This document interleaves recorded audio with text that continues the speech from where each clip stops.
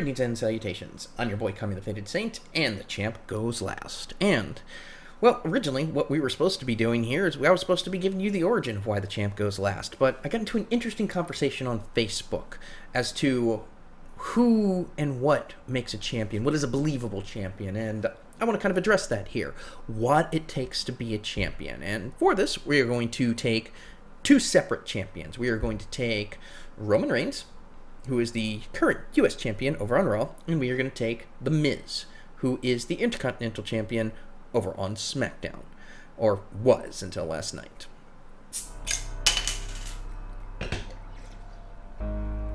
Okay, so check this out. Roman Reigns is basically the chosen one. He is the son of a prestigious family with the Wild Samoans. I think his father is Sika or Alpha or one of them.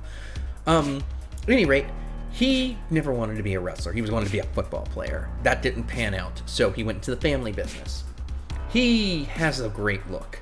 He is what Vince looks for in his champions, and as a result, he has been pushed to the moon. He has been pushed down our throats for the past 3 years now. He's been champion twice, the world champion, and right now he has the U.S. championship because, why not, as a kind of placeholder. And I have to be honest, it doesn't feel like he even cares about it. So, he carries around this belt like it's a backpack. He doesn't do it over the shoulder like classy style with the belt facing outward. He doesn't wear it around his waist.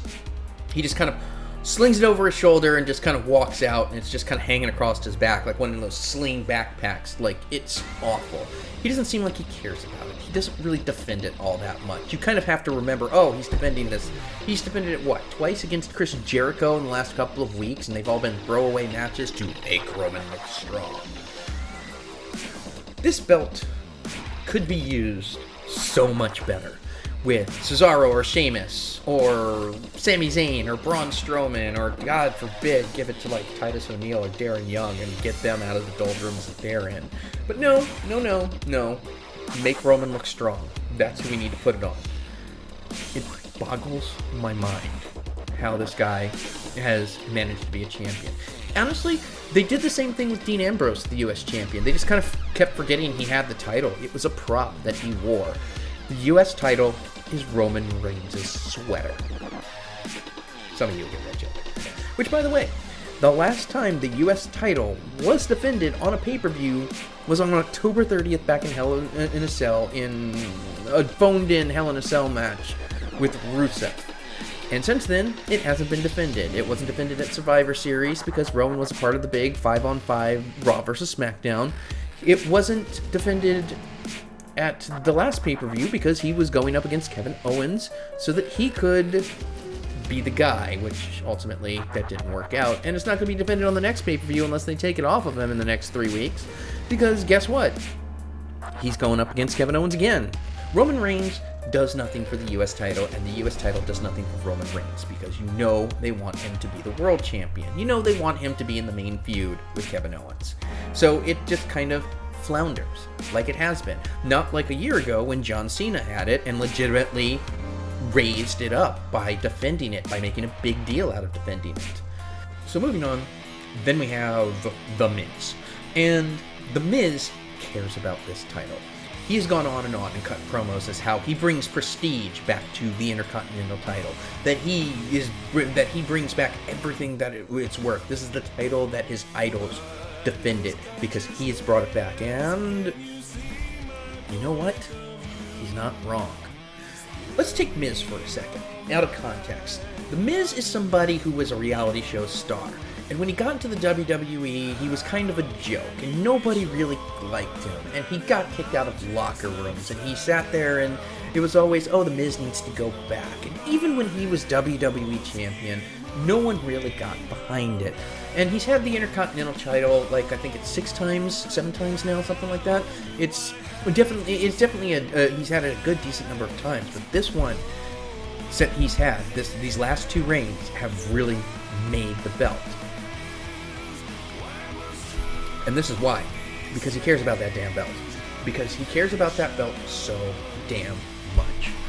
I really think that if he was put in a situation where his wife Maurice and the Intercontinental title was put over a cliff, Maurice is gonna be dropping because he's gonna save that title.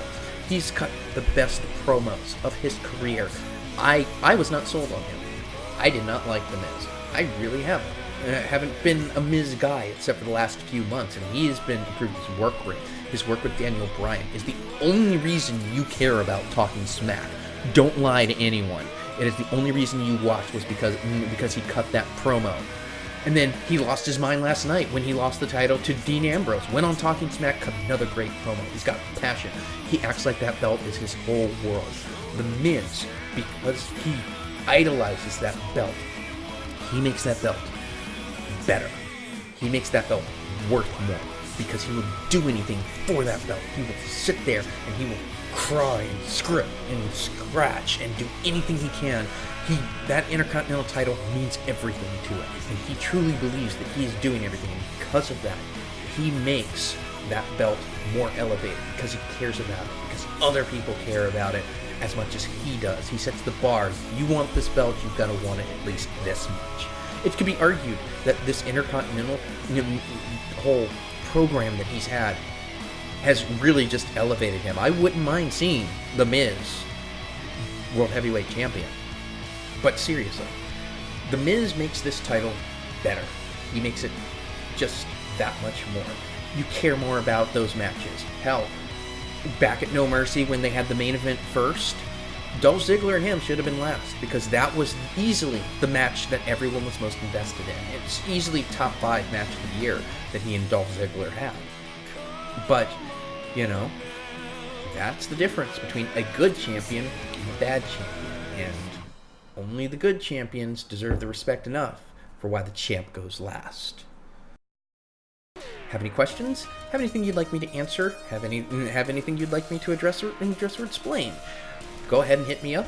I am @FatedSaint on Twitter. I am Kongzite.tumblr.com. We also have Discord. Come in and join us. We have general chat. We have off the rope chat. Also role playing chat because I am an unapologetic pen and paper role playing nerd.